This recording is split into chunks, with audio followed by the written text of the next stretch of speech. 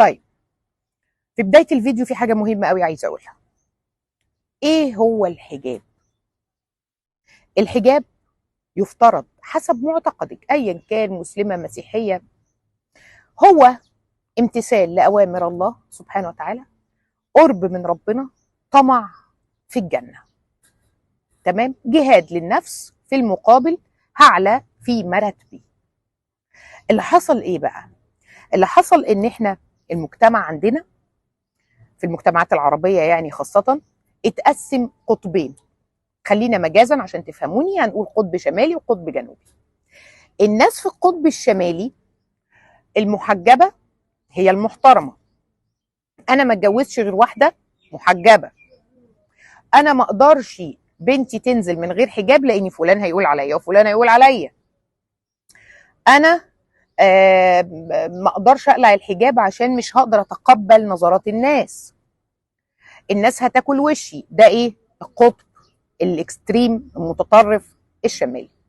قدامه القطب الجنوبي بقى بيقول لك ايه؟ القطب الجنوبي البنت الغير محجبه ستايل، البنت الغير محجبه اتراكتيف. يا عم انا ما اتجوزش واحده محجبه يا عم وتقعد مبهدله وتقعد ترفع الطرحه كده وتجيب الطرحه كده. على فكره الكلام ده اتقال لي، يعني الكلام ده بتجيلي ناس تقوله لي، مش بختلقه. لا يا عم انا عايز واحده تكون تشرفني وتعرف تروح وتيجي وتعمل. فايه اللي بيحصل بقى؟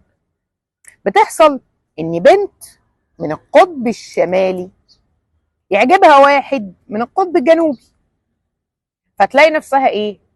بينها وبين نفسها كده، لا يا عم ده مش هيقبلني.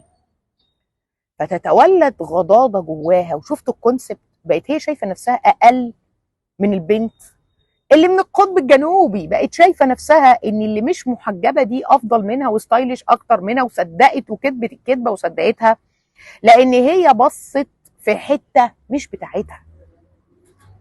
طيب ايه المشكلة عشان نعرف ايه الحل؟ المشكلة هي بداية الفيديو، ان انت باصة للحجاب بمنظومة الوعي الجمعي اللي في القطب الشمالي بتاعك. انت مش حاسة الحجاب، انت لابساه بس مش حاساه. يعني انت مش مختاراه، انت الحجاب هو اللي اختارك. لكن لما انا استشعر فعلا ان حجابي ده بيرفعني درجة، وان الدنيا كلها فتن، وانا قبض على ديني، ربنا يهدينا جميعا، واني انا افضل عند الله اللي هو انا اصلا دي غايتي. انا مش جاي اعبد عباد، انا جاي اعبد ربنا سبحانه وتعالى. واني انا اللي لازم ارتبط بيه لازم يبقى فاهم ده. اللي مش فاهم ده ما ينفعنيش. وبالتالي انا بختار حجابي، وبالتالي عمري ما بحس ان انا اقل من اي حد. لكن انت عايزه تقلعي الحجاب ليه؟ انت عايزه تقلعي الحجاب لان هو اللي مختارك، مش انت اللي مختاراه. فلو مش هو اللي مختارك يبقى اعرفي انك هتفضلي تعبانه. لازم انت اللي تختاري، لازم انت اللي تلبسي الحجاب من اول وجديد. من النهارده تلبسي الحجاب بوعي تاني خالص. وصدقيني والله مفيش واحد حبها عشان بتقلع.